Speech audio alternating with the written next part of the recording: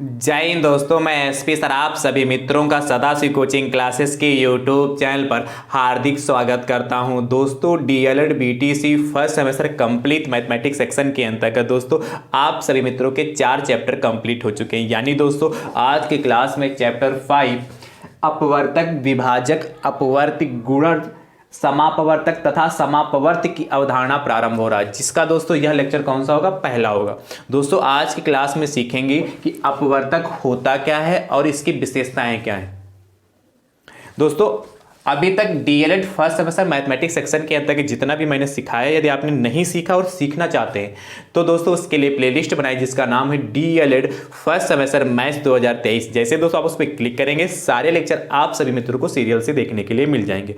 और दोस्तों मैं सभी लेक्चर का लिंक डिस्क्रिप्शन बॉक्स में दे दूंगा, वहां से भी आप आसानी से देख पाएंगे।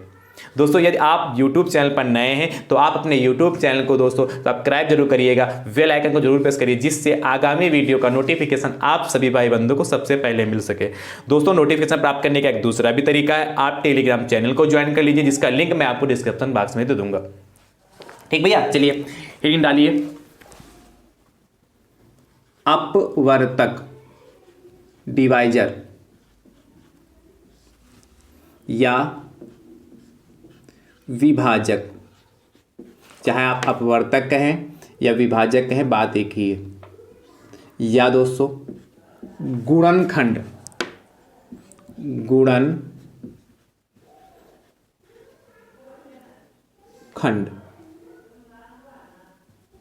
गुणनखंड फैक्टर क्या होता है दोस्तों? ध्यान से दोस्तों देखिएगा, पहले लिख लीजिए फिर अच्छे से समझाता हूं। दोस्तों लिखिए, कोई संख्या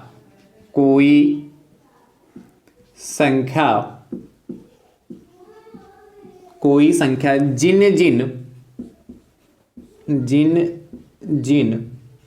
जिन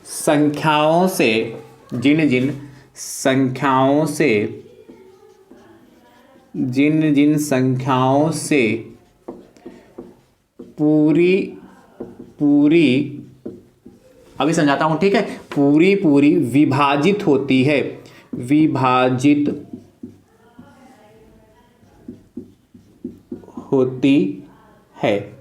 क्या कह रहा?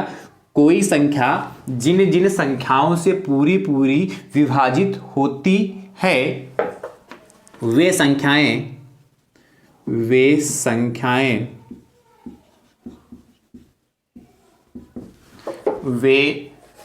संख्याएं उस संख्या की अपवर्तक कहलाती हैं।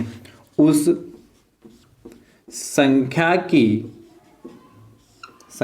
की अपवर्तक या गुणनखंड कहलाती हैं। अपवर्तक कहलाती हैं।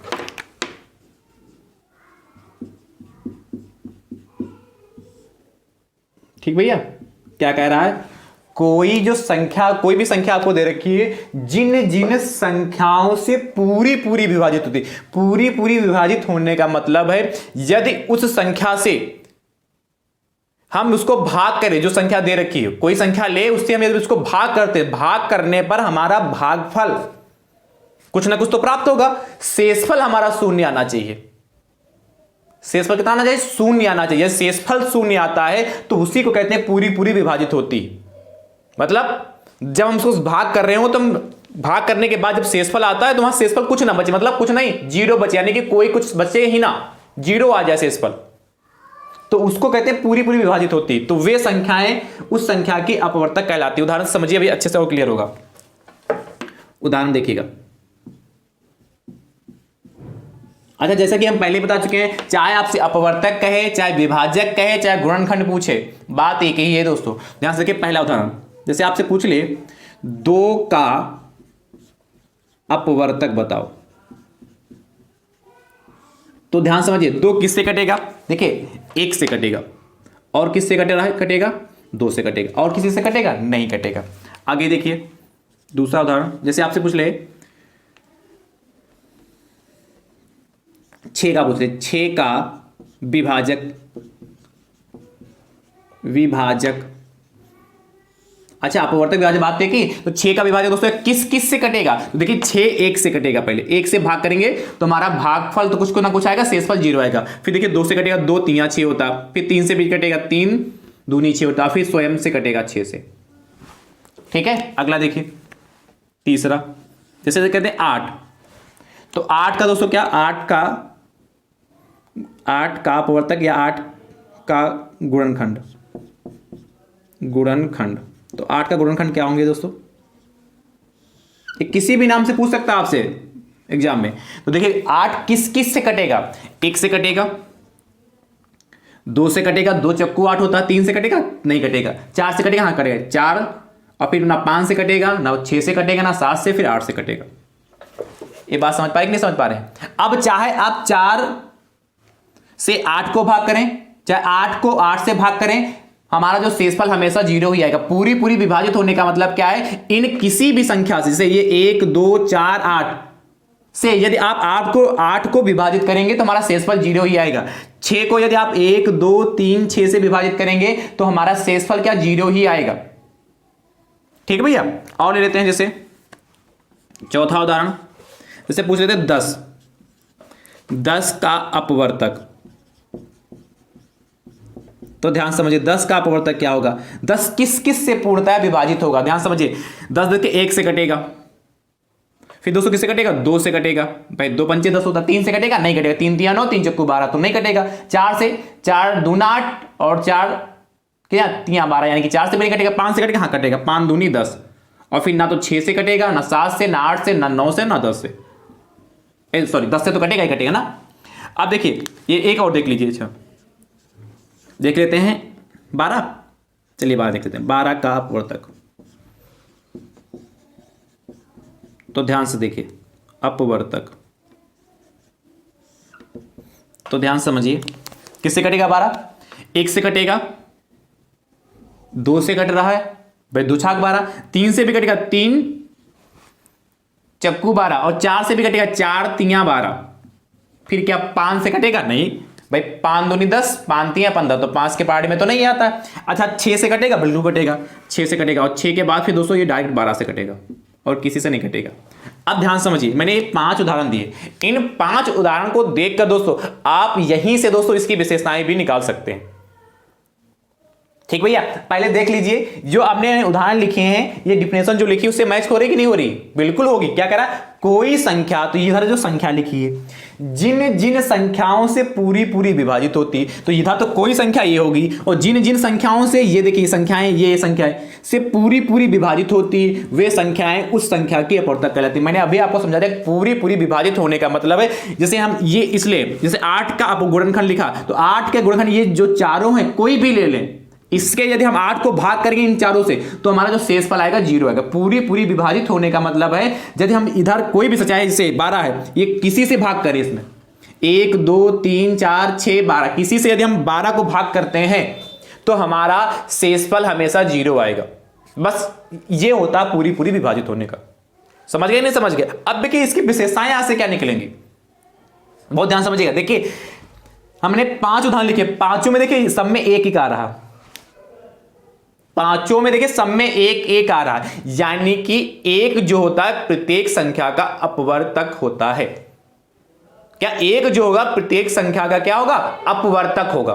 तो पहला पॉइंट दोस्तों आपका यहां से क्लियर होगा कि एक जो होगा वो प्रत्येक संख्या का क्या होता है, अपवर्तक, गुणनखंड या विभाजक होता है। क्लियर होगा पहला पॉइंट। अब दूसरा देखिए ध्यान से, यहां देखिए यहां 2 है तो यहां भी 2 आया, यहां 6 है यहां 6 आया, यहां 8 है तो यहां 8 आया, यहां 10 है तो यहां 10 आया, यहां 12 है तो यहां 12 आया। मतलब जिस संख्या का हम अपवर्तक निकाल रहे हैं वही संख्या दोस्तों हमारी लास्ट में भी मिल रही है। जैसे मैंने यहां 8 का अपवर्तक निकाला तो यहां आपको 8 देखने को मिला, यहां 10 का अपवर्तक निकाला तो यहां आपको 10 देखने को मिला, यहां 12 का निकाला तो यहां 12 देखने को मिला। यहां से यानी कि एक निष्कर्ष और निकल रहा है, क्या निकल रहा है कि संख्या स्वयं का अपवर्तक होती। कोई संख्या, प्रत्येक संख्या स्वयं की क्या होती, एक अपवर्तक होती। भाई प्रत्येक संख्या देखिए 12 है, देखिए 12 का अपवर्तक पूछा, इसमें भी 12 शामिल है, यानी कि प्रत्येक संख्या स्वयं की अपवर्तक होती। अच्छा ध्यान समझिए, जैसे यहां देखिए 2 पॉइंट क्लियर हो गया। अगला देखिए जैसे 2 का अपवर्तक है दोस्तों, अपवर्तन नहीं, ये का होगा दोस्तों, अपवर्तक। ठीक है वो सही है, अपवर्तक अपवर्तक अपवर्तक अपवर्तक गुणनखंड। ठीक, तो दोस्तों ध्यान समझिए और देखिए अगला पॉइंट, जैसे यहाँ 1 2 है, यहाँ देखिए 2 का अपवर्तक पूछा तो 1 2 आए, यहाँ 6 के अपवर्तक यानी विभाजक पूछा तो 1 2 3 4 आए, यहाँ 8 का पूछा तो यहाँ 1 2 3 4 यहाँ आए, यहाँ 10 के पूछे तो 4 आए, यहाँ 12 के अपवर्तक पूछे तो यहाँ कितना 1 2 3 4 5 6 आए। यानी कि दोस्तों ध्यान देखिए, अब हम पूछे कि 12 के अपवर्तक और लिखो तो 6 के अलावा और 12 के ऐसे कोई भी अपवर्तक नहीं मिलेंगे कि 12 को पूर्णतया विभाजित कर दे, यानी कि पूरी तरह काट दे, कोई नहीं मिलेगा। यानी कह सकते हैं कि प्रत्येक संख्या के अपवर्तक जो होते हैं निश्चित होते हैं, मतलब सीमित होते हैं। जैसे सीमित होने का तो 12 के अपवर्तक यदि 6 हैं तो 6 ही रहेंगे, 7 या 5 नहीं हो सकते हैं, निश्चित हैं। क्या है? निश्चित है, यानी कि सीमित होते हैं। प्रत्येक संख्या के जो अपवर्तक होते हैं वो सीमित होते हैं। ठीक है, इतनी बात पॉइंट, तो 3 पॉइंट क्लियर होगा। अगला देखिए पॉइंट, अच्छा प्रत्येक संख्या का जो अपवर्तक निकालते हैं उस संख्या से क्या होगा, या तो छोटा होगा या उसके बराबर होगा। प्रत्येक संख्या का दोस्तों जो अपवर्तक होगा उस संख्या से छोटा या दोस्तों उसके बराबर होगा। देखिए 12 का निकाला जाए 10, कोई भी ले लीजिए, जैसे हम यही लिख रहे 12 का, तो हमने क्या प्रत्येक संख्या का जो अपवर्तक होता उस संख्या से छोटा। देखिए 1 12 से छोटा, 2 12 से छोटा, 4 12 से छोटा, 3 12 से छोटा, 4 12 से छोटा, 6 भी 12 से छोटा। देखिए सारे 12 से छोटा है और ये यहां बराबर, इसीलिए कहा प्रत्येक संख्या का जो अपवर्तक होगा उस संख्या के क्या या तो बराबर होगा या उससे छोटा होगा, छोटा या बराबर होता है। इतनी बात क्लियर होगी कि नहीं क्लियर होगी? चलिए इसको नोट कर लीजिए, फिर ये विशेषता आपको लिखवा देता हूं और फिर एक बार पुनः आपको समझाऊंगा तो अच्छे से क्लियर हो गए। चलिए फटाफट नोट करिए।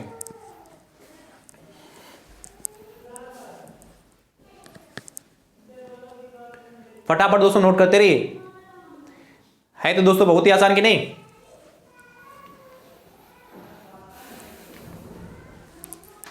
चलिए मुझे उम्मीद है कि आपने इसको अच्छे से नोट कर लिया होगा।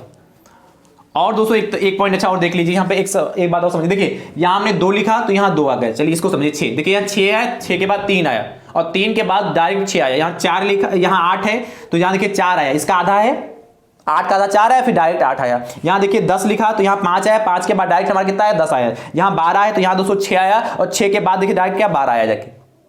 यानी कि दोस्तों जब भी हम किसी संख्या का अपवर्तक निकाल रहे हो तो दोस्तों यदि हम जब भी उस संख्या के आधे पे पहुंच जाएंगे तो उसके बाद आपको सोचना नहीं, उसके बाद जस्ट वही संख्या उसका अपवर्तक होगी। नहीं समझे? कहने का मतलब क्या, जैसे मैंने यहां निकाला तो 12 का 6 आया, यहां 12 का 6 यानी कि आधा है, और आधे के बाद देखिए 7 8 9 10 11, ये कोई ऐसी संख्या नहीं जो उसको 12 को पूर्णतः विभाजित कर दें, सिर्फ डायरेक्ट 12 मिला। यानी कि आधे के बाद डायरेक्ट वह संख्या जो होगी वही मिलेगी। यहाँ आधा 5 है, 5 के बाद डायरेक्ट संख्या वही 10 मिली। यहाँ देखिए 8 है, 8 के बाद डायरेक्ट यहाँ आपको क्या मिला जाके 4 के बाद डायरेक्ट यहाँ 8 मिला जाके, यहाँ 6, यहाँ कितना मिला जाके 3 के बाद डायरेक्ट 6 मिला जाके। तो यदि आधे पे आप पहुंच जाते हैं तो दोस्तों उसके बाद आपको सोचना नहीं कि क्या ये अगले वाली संख्या इसका अपवर्तक होगी, नहीं, डायरेक्ट वही संख्या उसका अपवर्तक हो जाएगी। तो आई होप, मुझे उम्मीद है कि ये बात आप अच्छे से समझ पाए होंगे। ठीक है, इसको नोट कर लीजिए, फिर उसके बाद दोस्तों विशेषताएं हेडिंग डालते हैं। इसको रब कर दिया, चलिए रब करता हूं।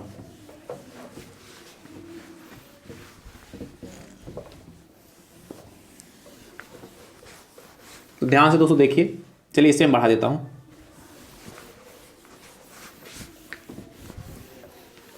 अपवर्तक या विभाजक या गुणनखंड की विशेषताएं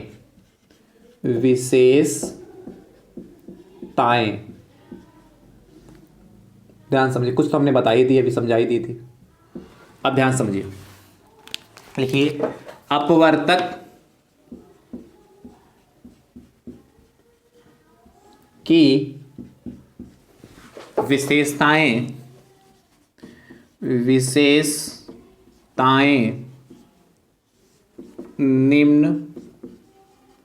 निम्नलिखित हैं। विशेषताएं निम्नलिखित हैं। दोस्तों ध्यान समझिएगा। पहली विशेषता लिखिए, पहली विशेषता भी आपको समझाया था। एक प्रत्येक संख्या का अपवर्तक होता है। अभी आपको बताया, फिर से समझाऊंगा, पहले लिख लीजिए फटाफट। दूसरा दोस्तों पॉइंट लिखिएगा, दूसरा दोस्तों जो पॉइंट है आपके पास, प्रत्येक संख्या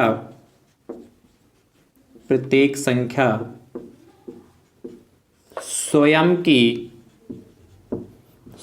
की अपवर्तक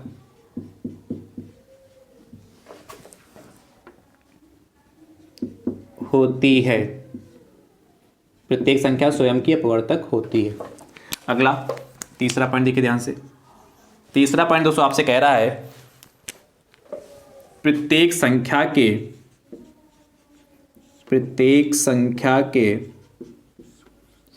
के अपवर्तकों या विभाजकों या गुणनखंडों, अपवर्तकों की संख्या निश्चित या सीमित होती है।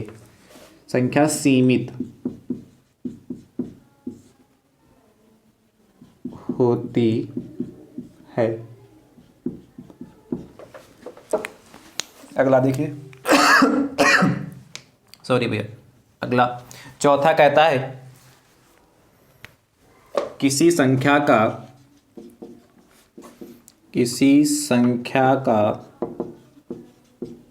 प्रत्येक अपवर्तक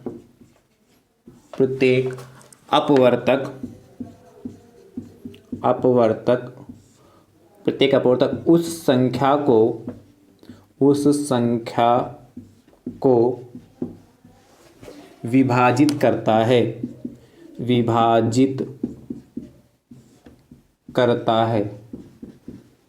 अभी सारे पॉइंट दोस्तों क्लियर करूंगा, आप नोट करते रहिए फटाफट। अगला देखिए चौथे के बाद दोस्तों पांचवा पॉइंट दोस्तों आपसे कह रहा है किसी संख्या का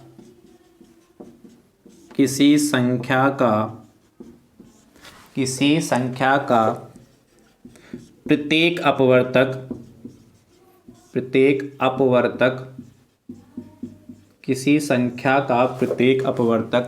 उस संख्या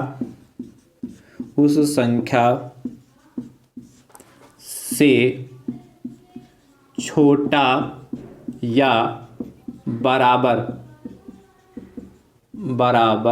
होता है। ठीक है, किसी संख्या का प्रत्येक अपवर्तक उस संख्या से छोटा या बराबर होता है, इसको भी मैंने समझाया है। छठा पॉइंट दोस्तों देखिए, अंतिम पॉइंट है संख्या एक को छोड़कर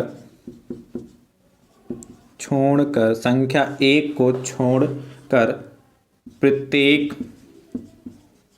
संख्या के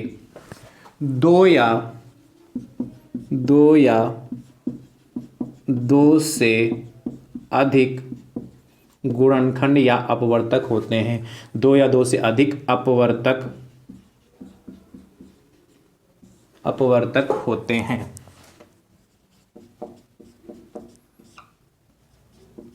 ध्यान से समझिए, दो या दो से अधिक अपवर्तक होते हैं।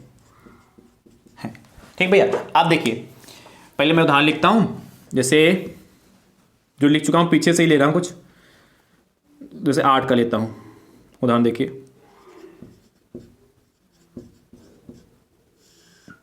पहला उदाहरण, जैसे 8 का अपवर्तक तो आपने अभी निकाला था, किससे कटेगा? 1 से कटेगा। चलिए ब्लैक से लिख देता हूँ। 1 से कटेगा और 2 से कटेगा, फिर 3 से नहीं 4 से कटेगा, और 4 फिर 5 से भी नहीं, 6 से नहीं, 7 से नहीं, फिर 8 से। आधे पे पहुँचने के बाद डायरेक्ट उसी संख्या से। फिर अगला देखिए उदाहरण, चलिए एक ले लेता हूँ 15 से। 15 का अपवर्तक, तो ध्यान समझिए 15 किस से कटेगा। देखिए 15 दोस्तों पहले 1 से कटेगा, फिर दोस्तों किससे? 2 से कटेगा, नहीं कटेगा। 3 से कटेगा, हाँ 3 से कटेगा। क्या 4 से कटेगा? नहीं कटेगा। 5 से कटेगा, बिल्कुल कटेगा, 5 3 15 होता। 6 से कटेगा, नहीं कटेगा। 7 से कटेगा, नहीं कटेगा। 8 से कटेगा, नहीं कटेगा। फिर 9 से, 10 से, 11 से, यानी कि आधे से जब ऊपर पहुंच जाएं तो डायरेक्ट फिर उसके बाद वही संख्या हो जाएगी 15। यानी कि 15 किससे कटेगा? 1 से कटा, फिर 2 से नहीं कटा, 3 से कटा जाके। कटने का मतलब समझे पूर्णतया विभाजित हो रहा। पूर्णतः विभाजित होने का मतलब कि शेषफल जब इनसे हम भाग करेंगे तो शेषफल हमारा 0 आएगा। तो 1 से कटा जाके, फिर 3 से कटा जाके, फिर 2 से नहीं कटेगा, फिर 4 से भी नहीं कटेगा 15, क्योंकि 4 3 12 और कितना 4 चक्कू 16 होता है। ठीक है, 5 से तो कट रहा है, फिर 6 से नहीं कटा, फिर 7 से तो नहीं कटा, 7 दूनी 14 होता है, और 7 3 21, तो 7 से भी नहीं कटे, फिर 8 से, फिर आगे तो किसी से कटेगा ही नहीं कटेगा। आधे पे पहुंचने के बाद, उसके बाद उससे यहां तक आधे पहुंचे तो डायरेक्ट 4 मिला, फिर 8 लिख दिया। यहां पर दोस्तों क्या आधा 7.5 7.5 आएगा ना, तो 7.5 तो लिखेंगे नहीं, हमें पूरी संख्या चाहिए है कि नहीं, तो आधे पहुंचने के बाद डायरेक्ट वही संख्या लिख देते हैं। ये हमने 2 उदाहरण लिए हैं। एक और ले लें, चलिए सही उदाहरण ले लेता हूं। 18 का अपवर्तक या विभाजक या गुणनखंड। तो देखिए 18 किस किस से कटेगा, ध्यान से समझिएगा। 18 दोस्तों 1 से कटेगा, फिर किस से कटेगा, 2 से कटेगा, फिर 3 से भी कटेगा, 3 से भी कटेगा, 4 से कटेगा, 4 से नहीं कटेगा, 4 चक्कू 16, 4 बच्चे 20, तो 5 से भी नहीं कटेगा, है कि नहीं। 5 3 15, 5 चक्कू 20, 5 से भी नहीं कटेगा। 6 से 6 3 18, 6 से कटेगा। 7 से नहीं कटेगा, क्योंकि 7 दूनी 14, 7 3 21 होता है कि नहीं। और 8 से भी नहीं कटेगा, 8 दूनी 16 और 8 3 24 नहीं, 9 से कटेगा, 9 दूनी 18 होता। और आधे पे पहुंचने के बाद डायरेक्ट फिर 18 से, फिर बाकी सोचना ही नहीं। आधे पहुंच गए 9, उसके बाद फिर सोचना नहीं किस से कटेगा, फिर 18 से कटे। तो ये मैंने 3 एग्जांपल लिए दोस्तों, आप ध्यान से समझिएगा। इन एग्जांपल से मैं कितने पॉइंट लिखा है, 1 2 3 4 5 6, ये 6 के 6 पॉइंट दोस्तों आपको क्लियर करता हूं। ध्यान समझिए, कहता है एक प्रत्येक संख्या का अपवर्तक होता है। आपने देख लिया, यहां भी एक, यहां भी एक, यहां भी एक। आप कितनी भी संख्या लीजिए, कोई भी संख्या लीजिए, उसमें एक दोस्तों क्या होगा, सब में शामिल होगा। क्योंकि एक से यदि हम किसी भी संख्या को भाग करते हैं तो वह पूर्णतः दोस्तों क्या हो जाता है, विभाजित हो जाता है, यानी कि शेषफल 0 आता है। इसलिए क्या है, पहला ही पॉइंट कहा कि एक प्रत्येक संख्या का अपवर्तक होता है। क्लियर हो गया। दूसरा पॉइंट समझिए, प्रत्येक संख्या स्वयं की अपवर्तक होती। प्रत्येक संख्या स्वयं की अपवर्तक होती। देखिए यहां 8 का अपवर्तक पूछा, देखिए लास्ट में 8 आया। यहां 15 का अपवर्तक दोस्तों आपसे पूछा, लास्ट में 15 आया। यहां 18 का अपवर्तक पूछा, लास्ट में 18 आया। यानी कि जिन जिन संख्याओं का आपसे अपवर्तक पूछ रहा, वो लास्ट में वो संख्याएं भी आ रही। इसीलिए दोस्तों यहां कहा गया है कि प्रत्येक संख्या स्वयं की अपवर्तक होती है। क्लियर। दूसरा पॉइंट। तीसरा पॉइंट देखिए, कहा प्रत्येक संख्या के अपवर्तकों की संख्या सीमित होती है। सीमित होने का मतलब फिक्स्ड होती है, निश्चित होती है। फिक्स्ड कैसे दोस्तों, ध्यान समझिए। यहां 8 का अपवर्तक देखिए 1 2 3 4 ही है, यानी कि इन 4 के अलावा 8 किसी से पूर्णतया विभाजित नहीं होगा। ये 4 ही संख्याएं जो हैं, ये पूर्णतः इन 4 ही संख्याओं से ही 8 पूर्णतः विभाजित होगा। तो सीमित हुआ, निश्चित। यानी 8, यदि आपसे पेपर में पूछ ले 8 के अपवर्तक बताओ कितने होंगे, तो 8 के 4 अपवर्तक होते हैं।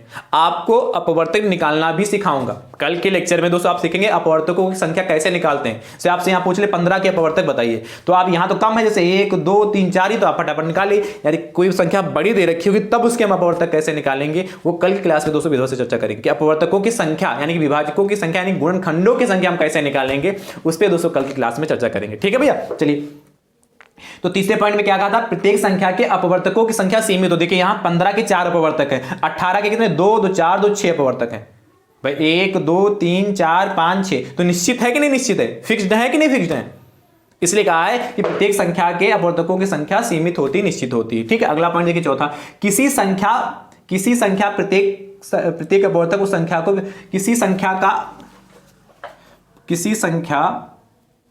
प्रत्येक अपवर्तक किसी संख्या का, थोड़ा ऐसा कर लीजिए, किसी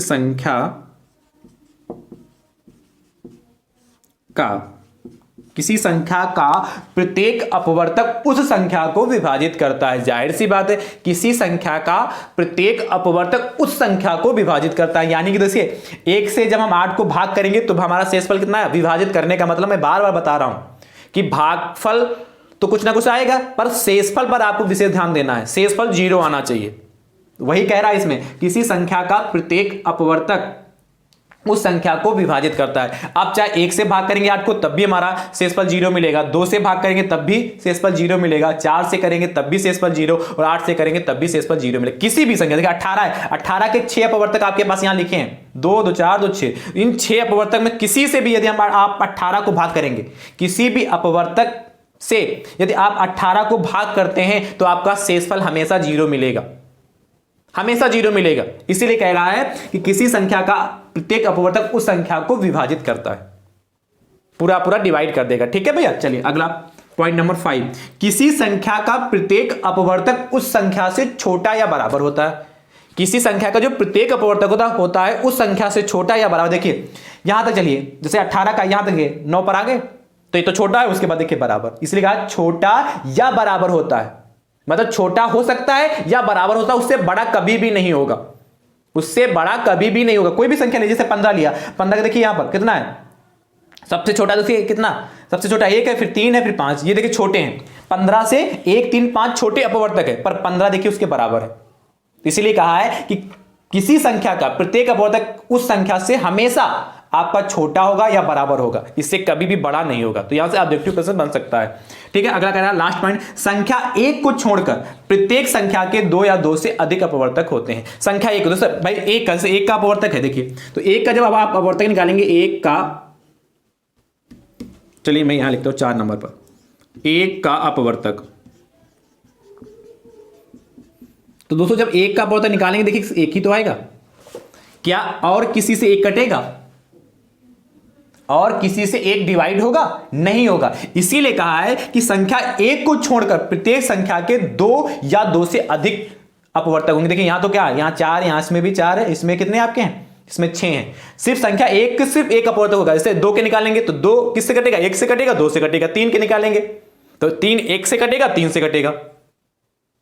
तो 2 के 2 अपवर्तक हैं, 3 के 2 अपवर्तक मिले आपको, 1 से कट रहा 3 और 3 से कट रहा। तो कह रहा है किसी संख्या 1 को छोड़कर प्रत्येक संख्या के 2 या 2 से अधिक अपवर्तक होंगे। 2 हो सकते हैं या 2 से ज्यादा भी हो सकते हैं, जैसे कि आपने यहां देख रहे हैं 2 से ज्यादा हैं। 2 किस जैसे 2 है, 2 के हो गए, 3 के हो गए, 5 के होंगे, 7 के हो गए, 11 के हो गए,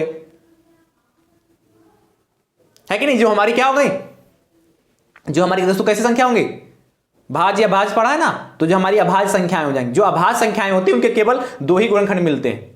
अभाज्य संख्या क्या होती हैं, जिनके केवल 2 गुणनखंड मिलते हैं, एक तो संख्या स्वयं और एक वही संख्या। एक तो संख्या स्वयं मिल जाती है और एक मिलता है कि नहीं। इसीलिए कहा है, लास्ट पॉइंट समझ गए कि 1 को छोड़कर प्रत्येक संख्या के 2 या 2 से अधिक अपवर्तक होते हैं। मतलब 2 हो सकते हैं या 2 से अधिक हो सकते हैं। यहां तो 2 से अधिक दिख रहे हैं, और जो हमने बताया कि अभाज्य संख्या, जैसे 2 के निकालेंगे भैया, जैसे यहां जगह तो बची नहीं, यहां बता, जैसे 2 के अपवर्तक निकालें तो 2 देखिए किससे किससे कटेगा, 2 200 1 से कटेगा, 2 से कटेगा। 11 के निकालें तो 11 से 200 किससे कटेगा, 1 से कटेगा और 11 से कटेगा। 2 के अपवर्तक निकालें तो 1 2 से कट रहा, 11 200 क्या 1 और 11 से कट रहा। इसीलिए कह रहा है देखिए इसके 2 ही अपवर्तक मिल रहे हैं। इसलिए कहा है कि संख्या 1 को छोड़कर प्रत्येक संख्या के 2, तो 2 यहां पर होंगे या 2 से अधिक, देखिए 2 से अधिक यहां मिल गए। सिर्फ 1 के 201 अपवर्तक होता है। तो ध्यान से देखिएगा इन 6 पॉइंटों से दोस्तों, जो मैंने 6 पॉइंट आपको लिखाए हैं, इन दोस्तों 6 पॉइंटों से आपके एग्जाम में दोस्तों ऑब्जेक्टिव प्रश्न बन सकते हैं या लघुत्तरीय प्रश्न बन सकते हैं। इसलिए दोस्तों बहुत ध्यान से इन 6 पॉइंटों को नोट करिएगा और बहुत ध्यान से समझिएगा। और यदि आप बहुत ध्यान से सुन रहे होंगे तो आपके दिमाग में सारी बातें बैठ चुकी होंगी। चलिए फटाफट इतना नोट कर लीजिए।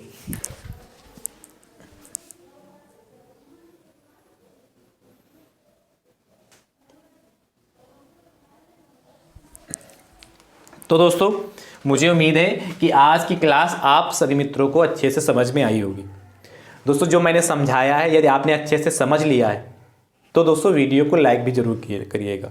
और दोस्तों इस वीडियो को इतना ज़्यादा शेयर करिए कि डीएलएड के फर्स्ट सेमेस्टर में जितने भी हमारे भाई बंधु हैं, उन सभी भाई बंधुओं तक यह वीडियो पहुंच सके। जैसे आप अच्छे से तैयारी कर रहे हैं, जैसे आप गणित को बहुत आसान भाषा में सीख रहे हैं, वैसे उन भाइयों तक भी पहुंचाइए, और वो भी दोस्तों क्या अच्छे से सीख सके जैसे आप सीख रहे हैं। तो मुझे उम्मीद है कि आप हर वीडियो को ज़्यादा से ज़्यादा संख्या में जरूर शेयर करेंगे, और इतना ज़्यादा शेयर करेंगे कि डीएलएड के फर्स्ट सेमेस्टर में जितने भी हमारे प्रशिक्षु भाई बंधु, उन सभी तक यह वीडियो पहुंच सके। ठीक भैया, तो आज की वीडियो कैसी लगी कमेंट बॉक्स में दोस्तों जरूर बताइएगा। ठीक है, और ये चैनल पर नए हैं तो आप अपने यूट्यूब चैनल को सब्सक्राइब दोस्तों जरूर करिए। कल की क्लास में आप सीखेंगे, मैंने इसमें अपवर्तक कैसे निकालते हैं तो हमने आपको बता ही दिया, इस तरीके से पूर्णतः विभाजित होते हैं। और कि इनके दोस्तों संख्या पूछ लेता है, जैसे पूछ ले 18 के कुल कितने अपवर्तक हैं, या 18 के कुल कितने गुणनखंड हैं, तो दोस्तों हम कैसे निकालेंगे। यहां तो आपने इसे जैसे 6 आ गए तो आपने इसको देख लिया कि बता देंगे सर 18 के कुल अपवर्तक कितने होते हैं, 6 होते हैं। वैसे दोस्तों यदि कोई बड़ी संख्या दे रखी है तो उसके अपवर्तक हम कैसे निकालेंगे, वह दोस्तों चर्चा हम कल की क्लास में करेंगे। दोस्तों कल की क्लास भी दोस्तों आपके लिए इंपॉर्टेंट रहने वाली है, क्योंकि दोस्तों वहां से प्रश्न दोस्तों आपके एग्जाम में तो पूछ भी सकता है, पूछे ही जाते हैं, और आगे ही दोस्तों जो आप एग्जाम देंगे, टेट देंगे, सीटें देंगे, सुपर टेट देंगे, वहां पर भी दोस्तों पूछा जाता है। इसलिए दोस्तों कल की क्लास तो आज से भी ज्यादा इंपॉर्टेंट है, ठीक है, तो इसलिए बहुत ध्यान से देखिएगा। थैंक यू सो मच दोस्तों, राधे राधे दोस्तों।